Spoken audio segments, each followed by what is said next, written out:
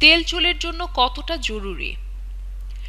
সৌন্দর্য রক্ষায় কিংবা বর্ধনে চুল খুবই গুরুত্বপূর্ণ ভূমিকা পালন করে থাকে। তাই চুলের প্রতি সকলের যত্নশীল হওয়া দরকার।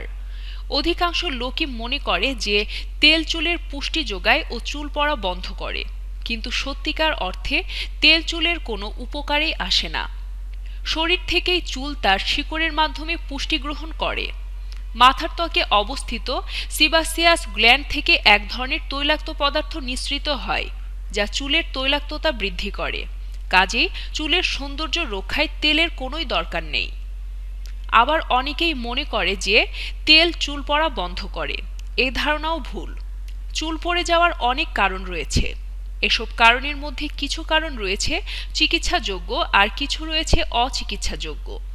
চিকিৎসা বিজ্ঞানীরা বলেন চুল পড়ার রোধে তেল কোনো কার্যকরী ভূমিকা রাখে না, বরং তেল ব্যবহারে কখনো কখনো চুলের ক্ষতি হওয়ার আশঙ্কায় থাকে। তেলের অ্যাসিড মাত্রা যদি বেশি হয়, অর্থাৎ তেলের পিএইচ যদি কম হয়, সেক্ষেত্রে চুল লালচে হয়ে যায়। আর এটি বোঝা যায় বেশ কিছুদিন ধরে চুলে তেল দেওয়া বন্ধ করলে। কাজেই তেল চুল কালো করে বলে যে ধারণা করা হয় সেটিও ভুল। হালকা রঙের কাপড় ভেজা অবস্থায় যেমন গাঢ় রঙের দেখায়, শুকালেই ফ্যাকাশে হয়ে ওঠে, চুলের লালচে ভাবের ক্ষেত্রেও এমনটাই।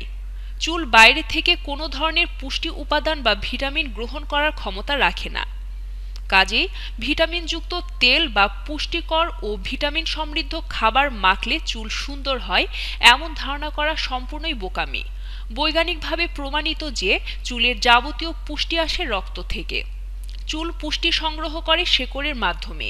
শেকড় জটিল প্রক্রিয়ার মাধ্যমে রক্ত থেকে ওই পুষ্টি সংগ্রহ করে। তাই চুলের পুষ্টির সরবরাহ স্বাভাবিক রাখার জন্য পুষ্টি ও খনিজ সমৃদ্ধ খাবার বেশি পরিমাণ খেতে হবে। আমরা যে খাবার গ্রহণ করি তা পুরোটা শরীরের কাজে লাগে না। খাবার মুখ থেকে পাকস্থলী ও পরিপাকতন্ত্র পর্যন্ত হজমের জটিল প্রক্রিয়ার পর তা শরীরের কাজে আসে।